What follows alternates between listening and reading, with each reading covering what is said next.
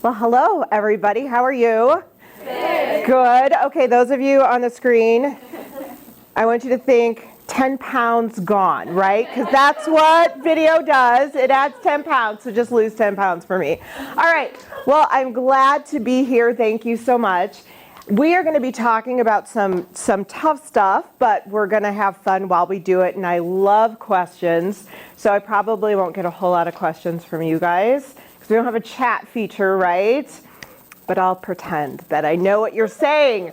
All right, so I am Stephanie Olson with the Set Me Free Project.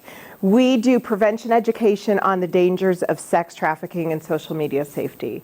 So we go into the schools, we talk to kiddos from third grade through college. We have a curriculum, and also adults of all kinds. So we talk to educators, we talk to parents, we talk to businesses. We want to make sure that everybody knows what to look for when it comes to trafficking, not only victims that they might see, but potential victims. And our goal is to stop trafficking before it starts. We know that about 1 to 2% of trafficked victims are recovered or rescued. And so if 1 to 2% are rescued, I mean, that's a staggering number. If we know that, let's work to stop it before it starts, because that is huge. We started about 5 years ago because we saw a gap in what was happening in the area of trafficking. And there were a lot of good things happening in Nebraska specifically, but there was nothing happening on the prevention end. There was no prevention education. And so that's when we jumped in and we decided we want to make sure the targets of trafficking are actually told what to look for and what to watch for. So that's how we got into it. All right, so here we go. I always start with this with you guys because my dad was one of the first teammate mentors. He was on the original team, and he loved teammates. He loved being a mentor. It was so much for him. And I just want you to know, now this picture right here, I cannot explain that exactly. That would be my son and my dad at Halloween. I don't know what they were doing, but they're having fun. But what you do matters. You make a difference.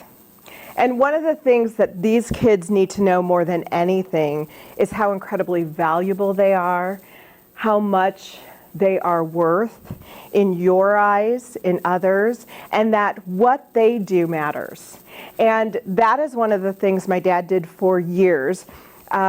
He had teammate mentees. Really, I can't even remember from the time it started to almost the time he retired from teammates because he had Parkinson's disease. And what would happen with him is he would come home, and there were days he'd be like, oh, I had a great day with my mentee. It was awesome. I can't remember how many he had ultimately, like 14, 15 or something. Maybe it was more. I don't know. But for years had these relationships, and he would come home and say, this was great, I had a great experience.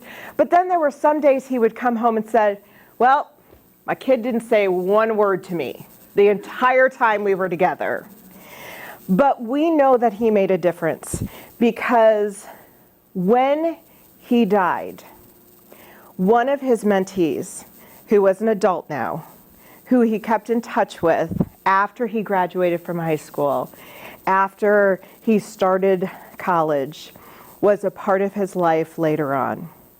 And my dad had inspired him so much that they kept in touch, and he was actually at my dad's side the day before he died. All day, he was one of his pallbearers. So I say that because what you do makes a difference. And you may never know the seed you plant, but you're planting seeds. You may never know the one thing you say that could change a kid's life. I mean, it could be one thing, and you may never find out what that is.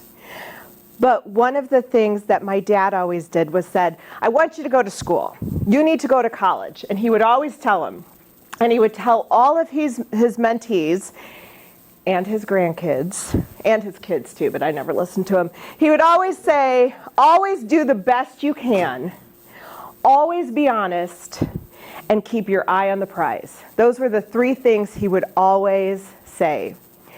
And when my dad passed away, his first mentee said, all right, he's been telling me to go back to school. I'm going to go back to school. And so my mom got to give a little bit of money for him to go back to school. So it is amazing. And I just want you to know that what you do truly does make a difference. And sometimes these kids have great support systems. Sometimes they don't. Sometimes you might be the only person that they sit across a table from and that they actually have a true connection with. You might be it. And it might seem like you're not doing anything, that they're not listening to you, but trust me, they are. You are making a huge difference. All right, so I always start it by saying we're going to talk about some stuff that can be uncomfortable. So at any point, if you feel uncomfortable, please go get a drink, go to the restroom, do whatever you're doing there, and take care of yourself. We've got some hotlines that you have available, and I always like to tell people this.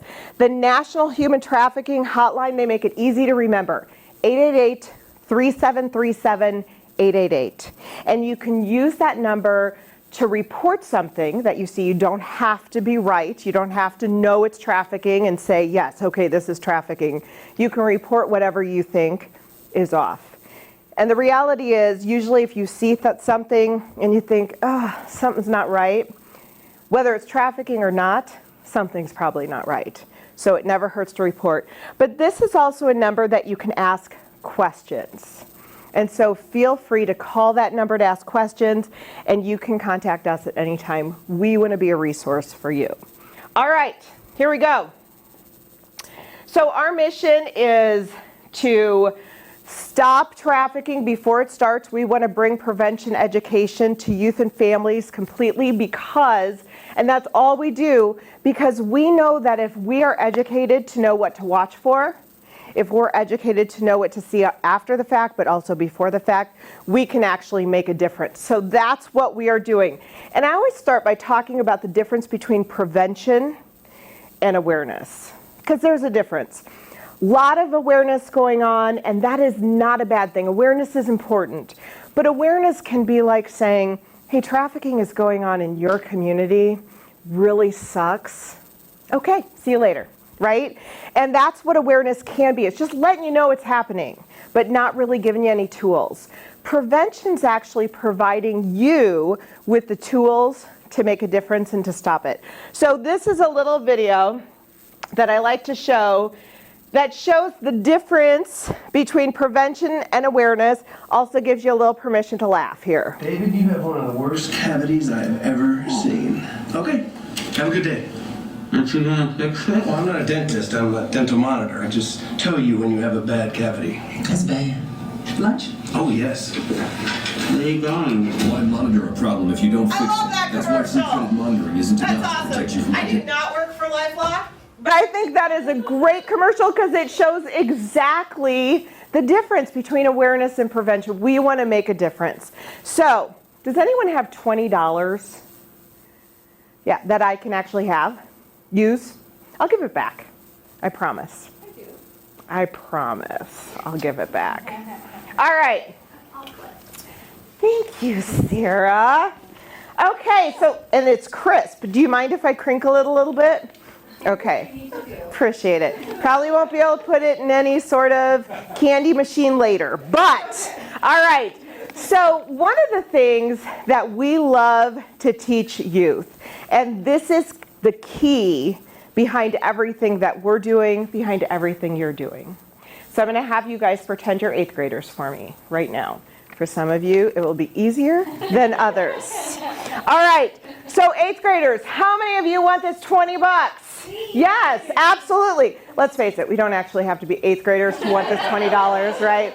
Okay, so what if I take this 20 and I fold it Still want it? Yeah? Okay. What if I take this $20 bill and I crumple it into a tiny little ball? Do you still want it?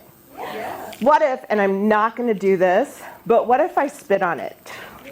I know, that'd be gross, but do you still want it? You guys don't know how dirty money is. Okay, so yeah, I would take it because it's probably just as filthy. I probably cleaned it actually doing that. Okay, so why do you still want this $20 bill? It's still valuable. And what our kids need to understand is that no matter what you have done, no matter where you have been, no matter who your family is, who they aren't, where you live, no matter how much money you have or how much money you don't, you have an intrinsic value that cannot be changed. Cannot be changed by anything you do, cannot be changed by anything anybody else does. Doesn't matter how many likes you have on social media. Doesn't matter how many followers you have. You are valuable. And when our kids truly understand that piece, thank you. See, I gave it back. When our kids understand that piece, it makes a world of difference in everything that they do. Because trafficking is just a symptom of the problem of not recognizing our value, our human dignity. And so that's where we begin. That's our foundation. And really, that's where you guys begin too. All right, so what is human trafficking? Who wants to define it for me? I'll ask someone in the room.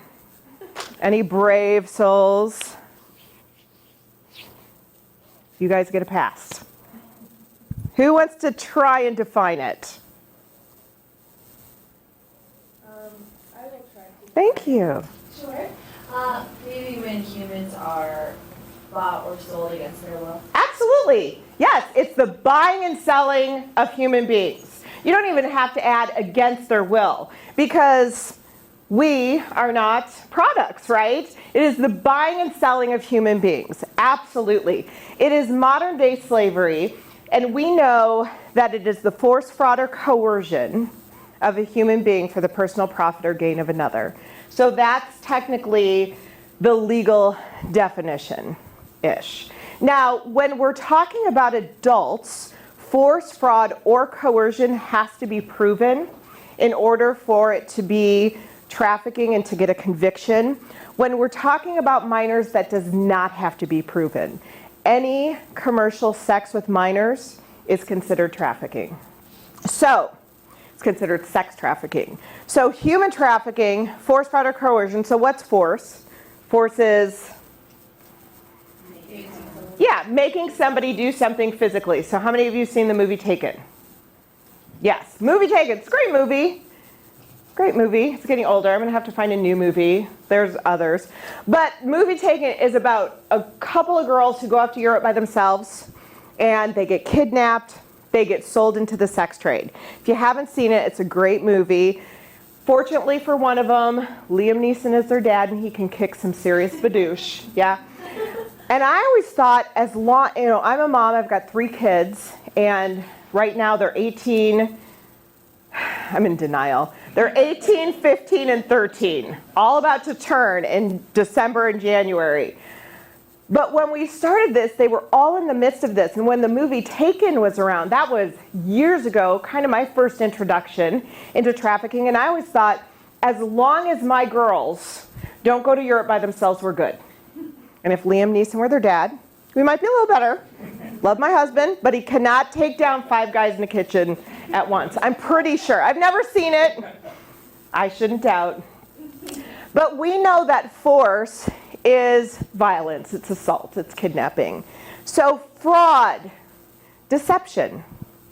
Fraud can be something, when we're talking about trafficking, fraud can be as simple as, I love you. We have seen traffickers convicted on I love you for fraud. Fake job offers, fake relationships, coercion, that's more manipulation. That's really that force with mental manipulation. So if we had somebody, there was a gal who was trafficked, and she was put in a room with a group of other people, and the trafficker went over and beat up one of the other victims almost to death. The other victims are just watching. They're not getting hit, they're not getting touched, they're just watching. And the trafficker said, if you mess up, this is what's going to happen to you. And sometimes that's all it takes. That's coercion. It can be mental manipulation, blackmail, that type of control. Questions? Okay. So some of the types of human trafficking, and I think a lot of times what we think about is sex trafficking, and that is the most common in Nebraska. We've got people from possibly Iowa and Kansas and South Dakota. So same thing in those states. We know that sex trafficking is typically number one. Labor trafficking a very close second. Sometimes in some states we see it reversed, but those are the top ones. Now, sex trafficking, what's the average age of girls entering sex trafficking? 12 to 15. Yeah, it's like 12 to 19, somewhere in there. You're absolutely right. And the only reason it increased is because the only way they can determine age is if they report their age, which most of the time they're not doing, and the majority of younger kids do not share their age. Adults might, or older kids. So 12 to 19 for girls. What about boys? Probably younger. It is younger for boys. It's like 10 to 11. So we're talking about really young kids. But we also know that all of these age groups can be trafficked. There's infant trafficking, and infants can be trafficked in the form of black market adoption, but they are also sold for sex. Infants are also used, and so are children, as leverage for traffickers. So if I have a victim, I'm in a car and I say, hey, go service that hotel, you're coming back to me if I have your kid. And so kids are often used as leverage. Teens, adults, but we know senior citizens are also victims of trafficking and victims of sex trafficking too. So seniors are victims of things like predatory guardianship, somebody swoops in and takes their money, but we do know that seniors are also, there was a nursing home where one of the residents sold the other residents to the staff. I mean, so it is happening at all ages. But so is labor trafficking, bonded labor, so there might be a debt that you owe me, and I am going to make sure you pay that debt, and forced labor and child labor. So there's also organ harvesting, child soldiers, child brides. We see a lot of that overseas. So those are some of the forms of trafficking. But for our purposes, what we're primarily looking at is sex trafficking, because that's really where they're going after the youth. Questions? Okay, so what if we're looking for the wrong thing? So often when we think about trafficking, I always hear parents talk about like the big scary white van. You know, I don't leave my kids out front by themselves because I don't want them to get kidnapped, so I'm always watching them. Well, the reality is they probably won't get kidnapped. We've seen those memes like Walmart. Don't go to Walmart by yourself because you're going to be in the parking lot. You're going to get kidnapped. Somebody followed me from Walmart to the gas station, all over the place. Now, can that happen? Absolutely. Does it happen as often as we see on those memes? Probably not. And I actually think those are often made by traffickers, because if we're looking for the wrong thing, we're going to not see what it actually is. So, Trisha, let's say that I decided I was going to kidnap you after this event. I am not going to do that. Aside from the fact that I'm tired and I just want to go home and go to bed, I would never do that. So, but let's say I did. I drug you, I put you in my car, I kidnap you, and then I sell you. Are you going to be a good product for me? She's like, I work hard. Yes, I'm a type A personality. You're drugged. You don't want to be there.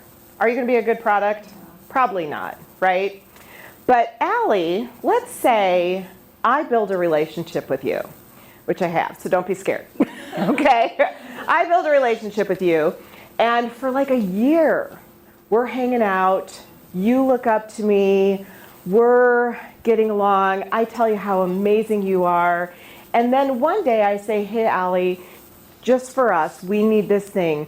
Would you go out and service all these people for us?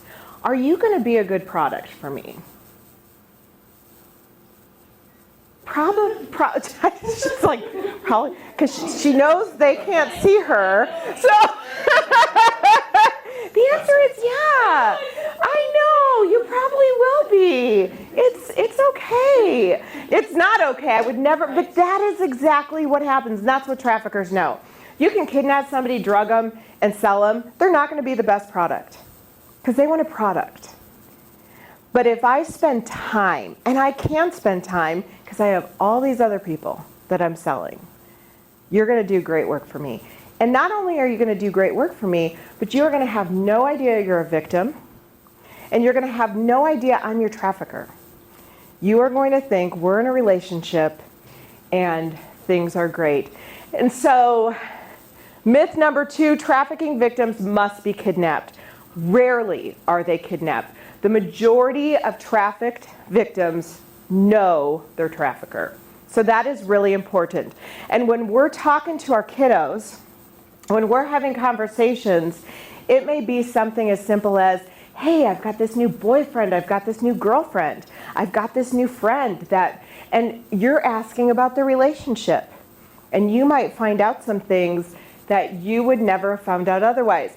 Myth number 1, we kind of talked about, only girls are victims of trafficking. Not true. Only guys are buyers and traffickers. It's just not true. In fact, we see a huge increase of women being buyers and women being traffickers as of late. Trafficking victims must be transported. Now, this is key too, because you're working with kids in the schools. The majority of these kids are living at home, or they're living in a foster care home setting, something like that. And they've got parents, they've got guardians, but we know that a lot of traffic victims start right out of their home. There was a young girl who was in high school, and she was going to school. She would go to her job after school, she would do her homework, and then she was being pimped out by her boyfriend every night. Now, pimp and trafficker, same thing. One's a street term, one's the legal term. So she had no idea that she was being trafficked. She was living at home, mom and dad none the wiser. They just thought she was her boyfriend. There was a young boy who was being trafficked, and he would say, as long as I'm home by the time my curfew hits, mom and dad don't know, and they don't get mad at me, and my trafficker doesn't get mad at me because I do what I need to do and then I'm home. And so a lot of times these kids are being trafficked right out of their home. Here's the real scary thing. One of the huge things we're seeing an increase of is familial trafficking. So this is trafficking by mom, by dad, by family members. And we are seeing a huge increase. I was in Scottsbluff, Nebraska, and I was talking to a group of, it was 3rd through 5th grade. And in 3rd grade, we are not talking about sex trafficking. We're talking about safety. We're talking about responsibility and empathy and things like that. But one of the girls in 3rd grade was being sold for drugs by her mother. 3rd grade. So it's terrifying. So you don't have to be transported. Now, a lot of times what it can look like is kids that look like they're missing from care or they're running. So maybe they're gone for a couple weeks and then they come back, and they're gone for another week and then they come back. And so now parents or the school or whomever thinks they're just runaways. That's just what they're doing. And so Nebraska is actually changing that language from runaways to children missing from care, because we have such a stigma with runaways. But the reality is we see that a lot with trafficked victims. They leave and it looks like they're going willingly, and essentially they think they are, and they're going with boyfriend, girlfriend, whomever, and then they're coming back and they're at home and they're going back out. Forced bodily restraint must be present in trafficking. Again, it goes back to those mental chains typically, and people being trafficked choose to be trafficked. It's just not true.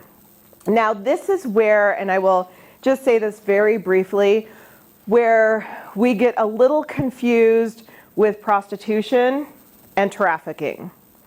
Because we have this, the oldest profession, prostitutes want to be out there, prostitutes make their own money. The reality is there's a very fine line. Legally, there is a difference between a prostitute and a traffic victim. But the percentage of actual prostitutes that don't have a pimp and that are actually selling themselves is about 3 to 4%. Really low number. And then if you think about that group, and you really think about it, how many of those people are saying, gosh, when I was 5 years old, all I wanted to do was be a prostitute, right? That's not happening. We know that there has been victimization and trauma in their past. And so is it really a choice, or is it something that has become something else? Questions about that? All right. I love this. I found this meme. This is just kind of one of the fallacies that we think about when we think about safety, because I used to do this. When I was a mom of little kids, I used to say, if you're ever in trouble, go to the nearest McGruff house or Mom with Kids.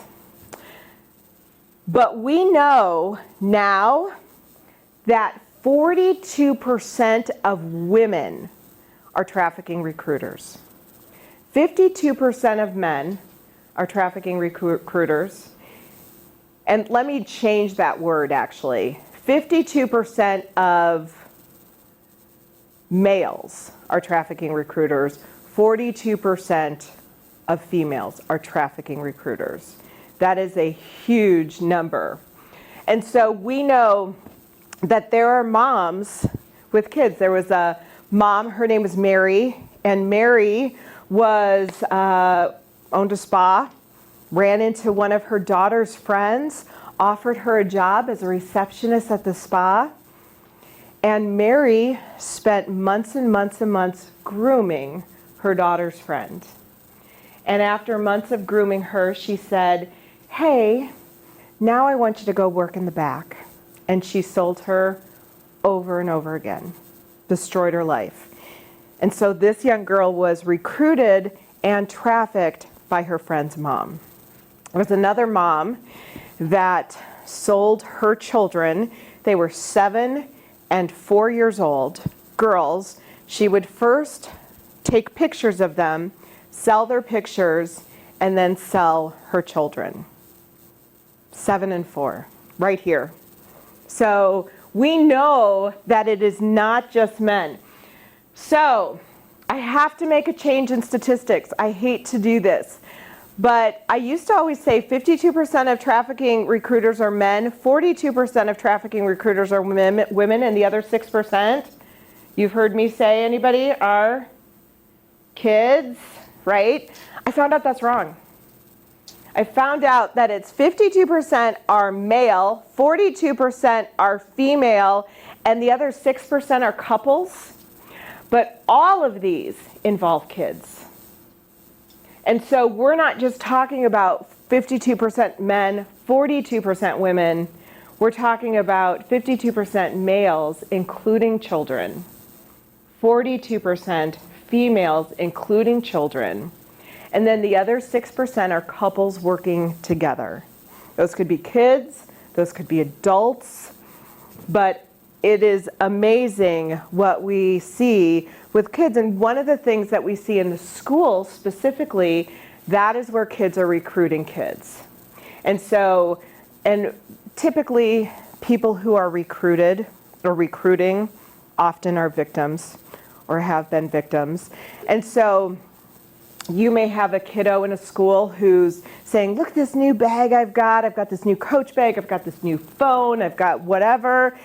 Hey, you can do this too. I can get you money. I can get you these things. Just come with me. We've seen recruitment in schools that way. There was recruiting happening where the kids were saying, hey, come to this party. And they would invite people to parties.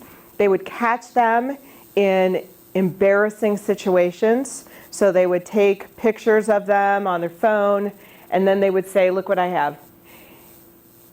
If you don't do what I say and go sleep with these people back here, I am going to send this to everybody in your school, everybody in your church. I'm going to send it to your parents. And so that's happening in our schools. There was a young boy who was recruiting kids right out of the football game. He was recruiting and selling. So every Friday night, he would recruit and sell right out of the football game. We had a couple. It was a married couple, and one of their nephew was a student at the game. And so they would go to the game, watch the game, and they would invite all of the kids to a party afterwards. And they would say, oh, have fun, drink my beer, smoke my weed, over and over again, get them comfortable. And then they would say, you thought that was free? You thought that weed was free? That's not free. No, you're going to work it off. So these are the things that can happen to our kids. The majority of trafficking situations are relationship building. So our kids don't even recognize that they're in a situation until they can't get out. Questions about that? So talk to me about some vulnerabilities.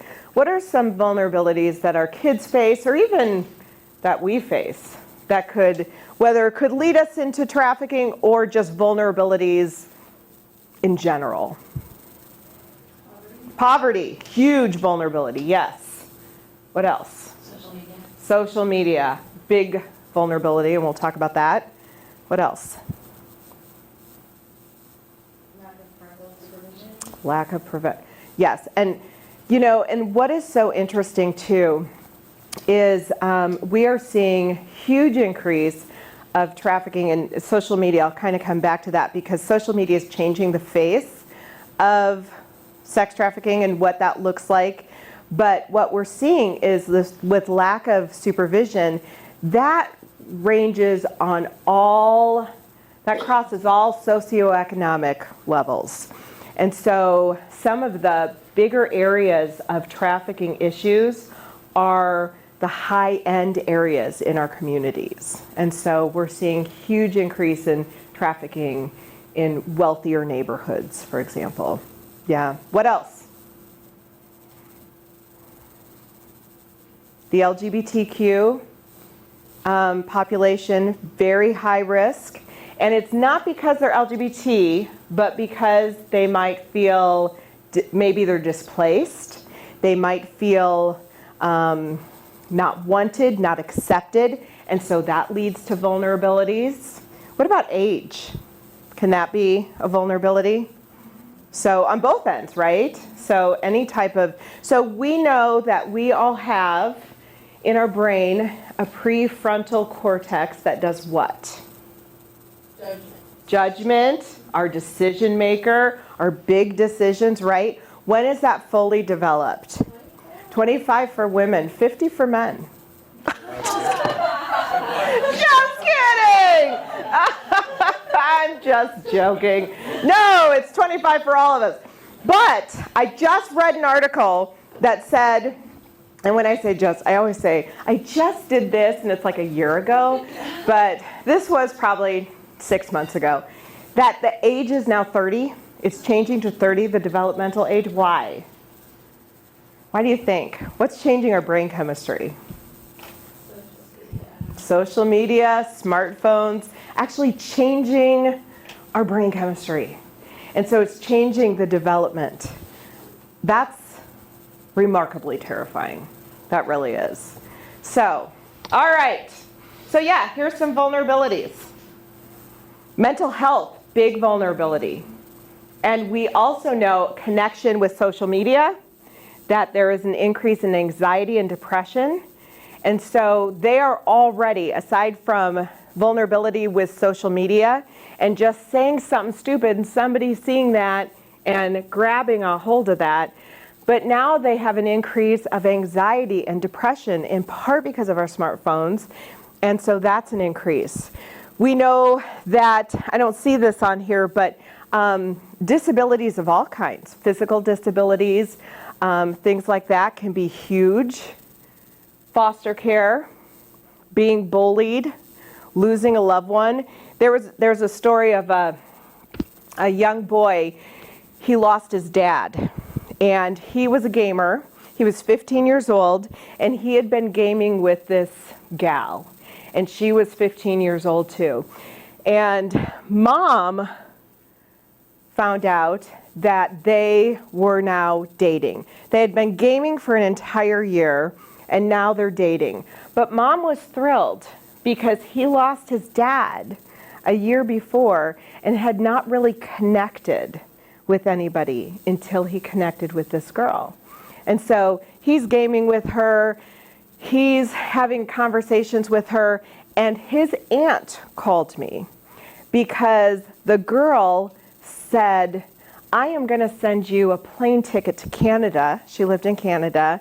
So I really want you to come and see me in Canada. And mom was so excited because he was going to actually get to see the person that he had finally connected with. So vulnerabilities happen to so many of us. Now, I honestly do not know what the end of that story is because Aunt talked to mom and we talked about how we can influence her and get her to see that this is probably not a safe situation. But I do know a very similar story, same exact scenario, only it was a girl gaming with this guy for an entire year, and then a year later they're dating, and he's a 15-year-old boy. Dad found out. Dad is in law enforcement, and so dad did some digging, and because this boy said, again, he lived in Canada. I don't think there's anything wrong with Canada. I don't know why they're both from Canada. But he was from Canada and said, I'll send you a plane ticket. I want you to come see me. Dad found out. Dad did some investigating. Not a 15-year-old boy, but a 45-year-old man. And so we know that we're dealing with a ton of different vulnerabilities. All right. Okay, I'm going to ask 6 of you to come up. I know there's like 7 in this room, so one of you gets to relax. But 6 of you get to stand up. I'm sorry, camera, I moved to get something. I'm coming right back. I promise. Where do you want to? Just stand straight up front. Okay, come up with me, because we're going to talk about the grooming process, because this is how it is done. I'm just going to have you stand straight in front of the camera here. You can stand in front of the table. And I'm going to give you guys cards that you are going to hold, and you are going to put each other, you can help, you're going to put each other in the order of the stages of grooming. So here's what we're going to do. You're going to read your card out loud for our family out here, and then we'll put us in order. So go ahead. They maintain control. They target you. They sexualize the relationship. They fill a need. They isolate you from friends and family. They build your trust. All right. They maintain control. They target you. They sexualize, fill a need, isolate, and build your trust. So yes, 1 through 6. So Anna says she's last. Oh, is this last? Is this last? No, you're right. That's last. I'm sorry. Getting your steps in. Okay, so where are we? Okay, so Allie's first here. Tim and Jen. This one? You go before Sarah.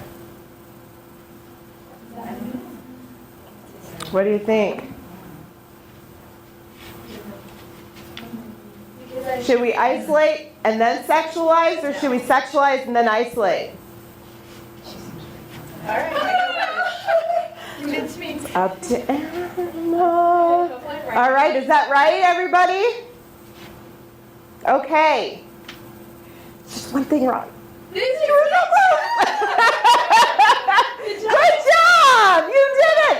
Okay, so they target you. They build your trust. They fill a need. They isolate. They sexualize. And they maintain control. And now I'm going to tell you a story. Give them a round of applause. Thank you.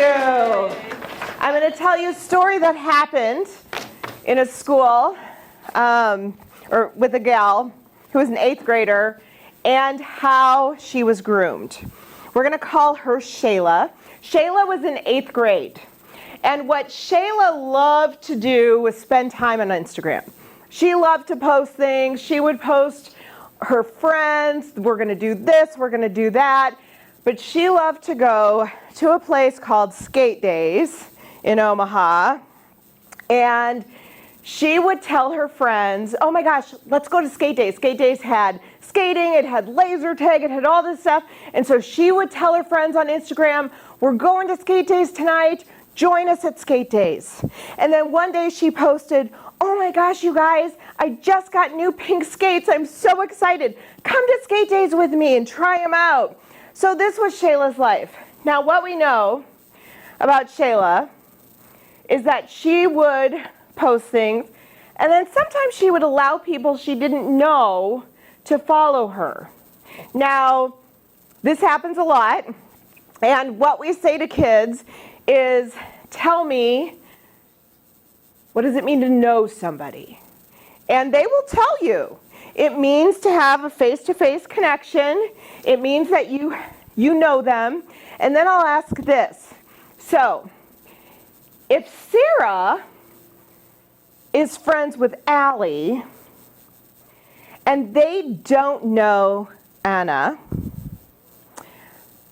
or Allie, let's say Allie knows Anna, but Sarah doesn't. And then Anna says, I want to follow you, Sarah. Is Sarah going to accept your request? Yeah, because I trust Allie. She wouldn't lead me astray. So yeah, I know her. Absolutely. So this is what they're thinking. I talked to a young boy who was having trouble with gaming, and he said, I said, so we always say don't game with people you don't know. That's the best strategy. If you must game with people you don't know, please do not be mic'd or chat. Because if you don't have communication, that helps you. Because traffickers are not gonna, I always say to my gamers, I have 2 gamers at home, I always say, so a trafficker is never gonna walk up to you and go, hey Jen, I'm a pimp. And I think you're great, so I'd like to sell you. That's never gonna happen, right? That would be really easy.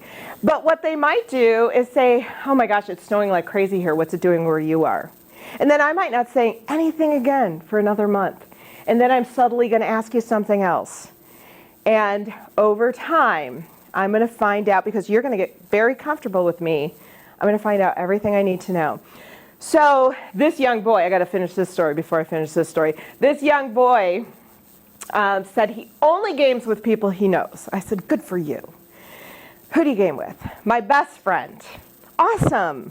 Where's your best friend live? Arizona. We're in Nebraska. How long have you known your best friend? Forever. How'd you meet your best friend? On the gaming console. How long is forever? Guesses? It's 2 weeks. 2 weeks is forever.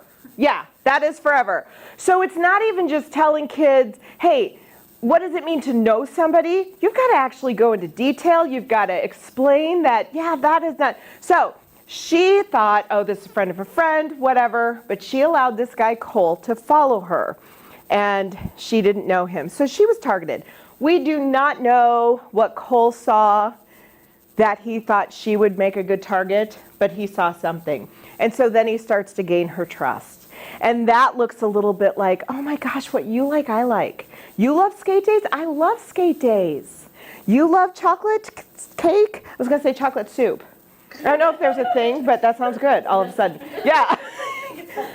Fondue, yes, it is. Yes, it is. You love fondue? I love fondue. Yes. And one day, Cole walks up to her in Starbucks and says, oh my gosh, I know you. And she didn't recognize him. She was like, I don't think so. Yeah. How do I know you? Oh my gosh, I've seen you at skate days. Yeah. And she was like, oh, yeah. He was like, in fact, last week you just got new pink skates, didn't you? She's like, oh my gosh, yes. So they connect. He builds trust with her, and then he fills a need. Now, when our kids have a need that they do not see anyone else in their life filling, doesn't mean they're not filling it, but they're not seeing it filled by mom, dad, guardian, friends, siblings, and I start to fill a need of yours, we create, quack, quack, I love those. We create an amazing bond. That is what happens. And so if you feel that you are not valuable, and I know that because our kids don't just post pictures of their chimichangas like we do, right? They post, I hate myself. I need to find a new me. I'm so desperate. I mean, they're posting real life things. And if we can see that and we know how to fill a need, and in their mind, nobody else is filling that, I have connected with you so easily. That is how the grooming process happens. And so he fills a need, and then he isolates. And now we know that if I isolate and then I sexualize, oh, what did I just do? See, this is why I should not ever use PCs.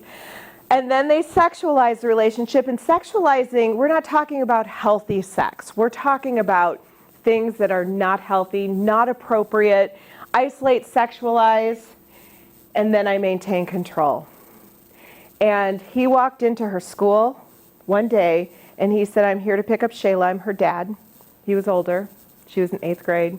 She has a dentist appointment. He took her out. He sold her all day, over and over again. They had been dating for a year. This is the grooming process. Now, here's what I want to show you. As mentors with teammates, your boundaries fight the grooming process. That is what is so amazing about this program, truly. So, why can't we give gifts?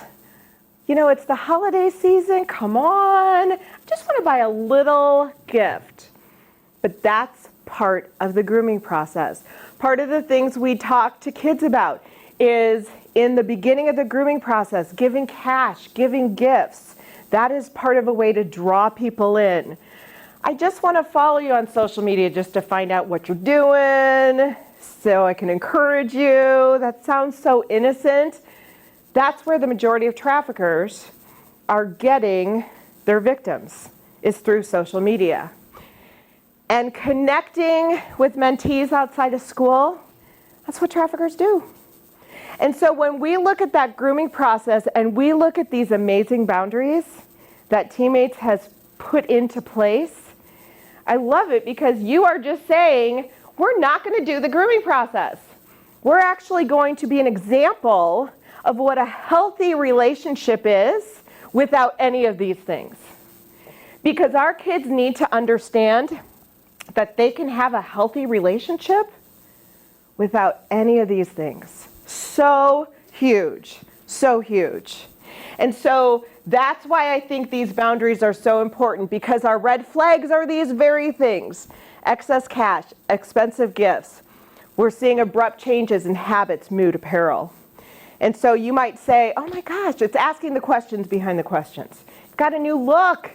Got this emo thing going on. Awesome. I love it. Tell me about it. I'd love to hear more. Why you've changed. So you've got this new boyfriend, girlfriend, or friend. Tell me about them. So they've gotten close to your family. How did they get to know you? Because a lot of times the grooming will not just happen with the kids, but grooming will happen with the parents too. Tattoos, that's harder. That is a lot harder today than it used to be, but tattoos, especially hidden maybe in between the fingers, in between the toes, in the mouth. If you see a lot of the similar or same tattoos on, different kids, that could be an indicator, because traffickers will brand, it's the branding process, and will brand what they call their stable, the same brand. And so that could be an indicator. But if you see a frequent absence from class or work, the number one way that you can prevent trafficking is building relationships. Traffickers build amazing relationships. We need to build bigger ones. Traffickers have huge networks. We need to have bigger networks. And so that is the number one way. So again, being that safe person and planting a seed that will grow a huge harvest. And you don't even know when that might happen. In fact, you may never find out, but just know you've planted a seed. So back in the day, we used to tell kids about stranger danger, right? Be careful of strangers because strangers are bad. But what did we learn the problem with stranger danger was? What happened? Who's going after our kids? Who are the predators? People they know, right. So if we teach them to stay away from strangers and we teach them to only trust people they know, we've created kind of a dilemma. Because when I ask kids, tell me the characteristics, I'm just going to ask you guys, tell me the characteristics of a trustworthy person. Tell me what a trustworthy person in your life, what their characteristic is. Consistent. What else? Loyal. This side of the room doesn't have trustworthy people in their life. So sad. Honest. Thank you, Sarah. Good. Okay. Whew. Yes. But I hear kids say things like, a trustworthy person is someone who dresses nice. A trustworthy person is someone who's friendly. A trustworthy person is someone who covers for you when you don't want your parents to know something. So what they view as a trustworthy person can be very skewed. So here's a story for you. When my daughter was in 7th grade, she had a friend that they were in the same math class. They loved math. They actually loved their teacher, who was an amazing math teacher. And he did an incredible job. Parents loved him. Kids loved him. Everybody loved him. He was charismatic. He was 35 years old. He was the father of 2. He was great. 7th grade. Now, when they were in 9th grade, he was arrested. He was arrested because he was caught sneaking in to the house of her friend when her parents were gone. And what we found out was that he had begun an illicit relationship with her friend when they were in 7th grade, 12 years old.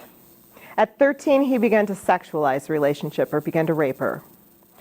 And they continued a relationship, or he continued a relationship, till she was in 9th grade, was caught sneaking into mom and dad's house, was arrested, 40 years. Now, this is what we tell kids. A trustworthy person. There are 4 things that differentiate a trustworthy person. A trustworthy person will never ask you to do something illegal. A trustworthy person will never ask you to go against your moral compass. A trustworthy person will never ask you to keep a secret from a parent or guardian. And a trustworthy person always, always wants the best for you. So take him, and these are the questions I ask. Did he ask her to do something illegal? Yes. Did he ask her to do something that went against her moral compass? Absolutely. Did he ask her to do something that was a secret from mom and dad? Yes. And did he want the best for her? Absolutely not. Easy to see with an adult. Take that the same criteria and tell me, are you a trustworthy friend? And so we turn it around to, as friends, can you be trustworthy? Because look at all this stuff. I mean, come on, let's go drink. Come on. Oh, come on, everybody's doing it. You can do it. Hey, cover for me. I'll cover for you. And if you say yes to any of these three things, this one can't be. So we need to teach our kids, not only do they need to seek out trustworthy, safe adults, and that's what we need to be. We need to be those safe people. But they need to be advocates for each other. Because what happened with this teacher, social media blew up when he got arrested. And do you know, every kid, so now my middle daughter is now in that school at the time. My older daughter is in high school. Every kid in that school knew something was wrong. They didn't necessarily know what was happening, but they knew something was off. They knew there were secret lunches and there shouldn't have been. They knew there were things. And so if we can get our kids to be advocates for each other, you see something that looks funky, tell a safe adult. You have a friend who's hurting themselves, tell a safe adult. If you've got a friend who is in a situation of violence, tell a safe adult. And so we need to be advocates for them, and then we need to help them be advocates for each other. I love that. Social media. I'm going to close with social media because this is the number one way traffickers are getting our kids. Social media in and of itself is not a bad thing. It's a great thing, but it can be a very, very dangerous thing. And even the most benign apps can be very dangerous. And so we need to teach our kids how to safely navigate that. And that may not necessarily be the job of a mentor, but even as parents, as any type of interaction with youth, we need to help our kids, and then we need to set examples, because we know that not only our kids are not being safe on social media, but sometimes we are not being safe on social media. Here's a picture of a mom.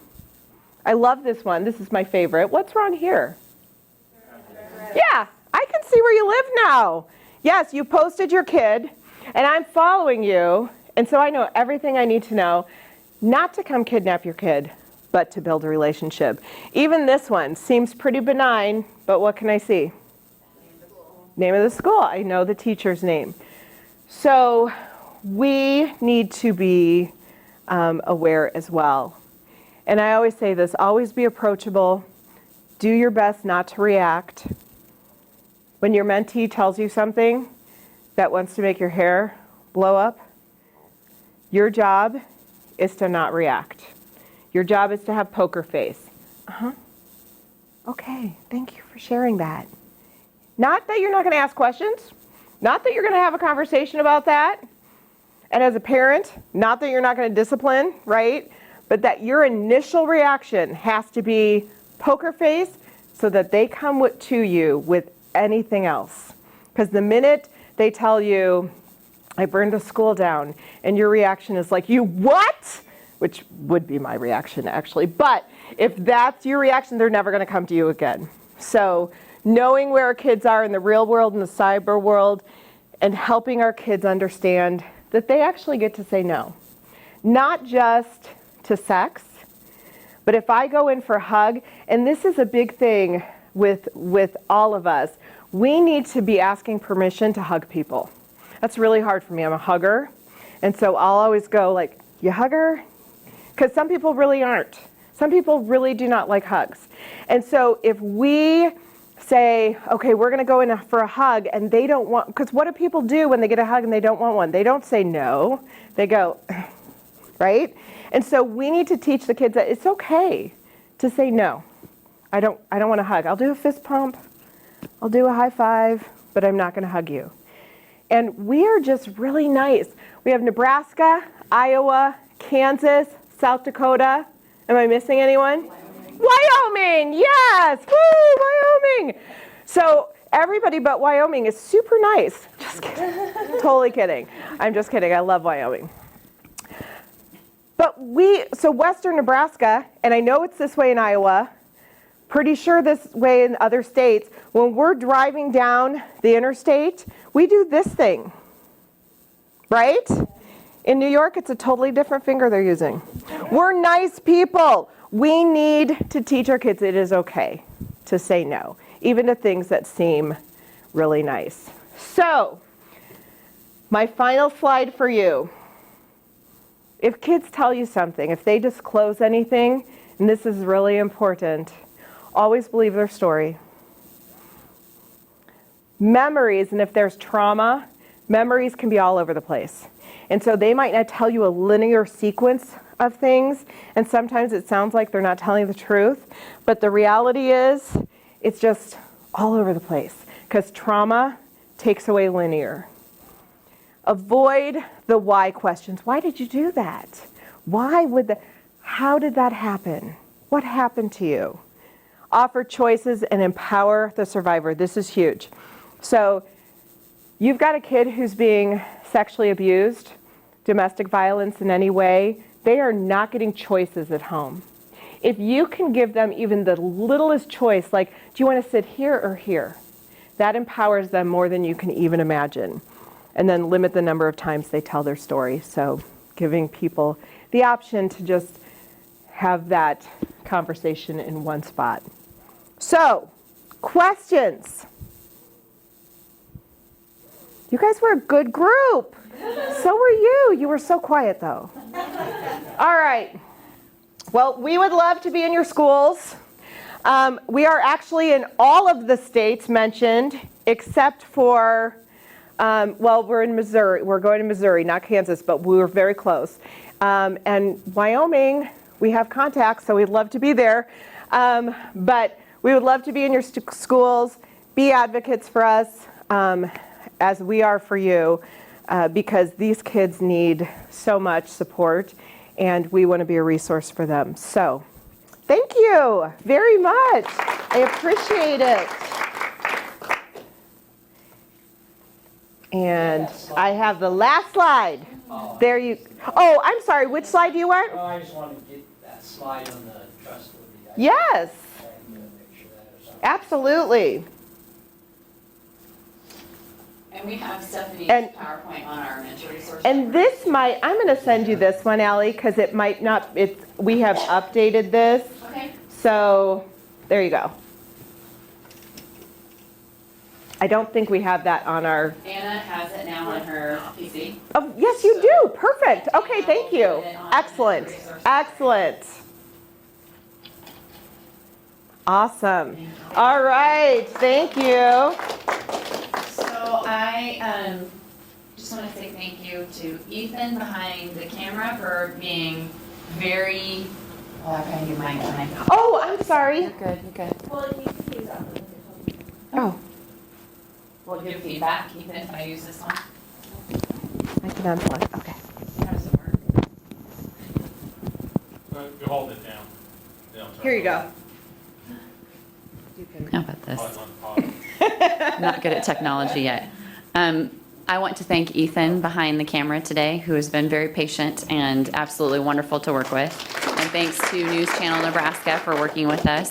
I want to thank the staff and crew here at CCC for being so welcoming and so kind and so great with hospitality and technology and all these great things. And everyone who hung out with us today, thank you for being here. Tricia, thank you for your wisdom in the way that we put this together. Anna, thank you for fabulous presentations. Thank you so much, Stephanie. I cannot believe how, without really knowing how things would blend together, they blended together really, really well. The last two speakers that you had the opportunity to see did not see one another, and they just met tonight. And the wisdom that they shared very much correlates with why our boundaries and teammates are really important. So if you're a teammate's mentor watching, I want to thank you for being that safe adult friend in your mentee's life. If you spent the earlier part of the afternoon with us as a mentee or a mentor, I want to thank you for being a hope builder, a strengths finder, and someone who helps a young person discover their why. Thanks for being with us.